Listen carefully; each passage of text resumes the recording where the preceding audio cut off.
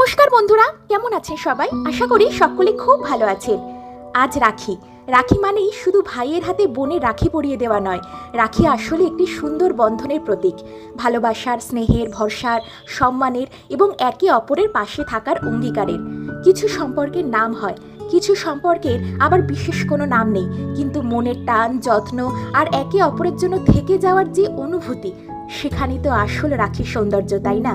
তাই রাখির বন্ধন হতে পারে ভাই বোনের, বন্ধুর, প্রিয়জনের কিংবা এমন কোনো মানুষের সঙ্গে যাদের সঙ্গে আমাদের সম্পর্কটা একটু বিশেষ। আর সেই বিশেষ বন্ধনকে আজ আমরা বেঁধেছি একটু অন্যরকমভাবে, প্রকৃতির সঙ্গে। এটি একটি জীবন্ত রাখি, তৈরি হয়েছে একটি সুন্দর এয়ার প্ল্যান্ট দিয়ে। রাখিটিকে সম্পূর্ণ ন্যাচারাল লুক দেওয়ার জন্য একটি আম গাছের বাকল গোল করে কেটে নেওয়া হয়েছে, তার উপর যত্ন করে বসিয়ে দেওয়া হয়েছে একটি এয়ার প্ল্যান্ট।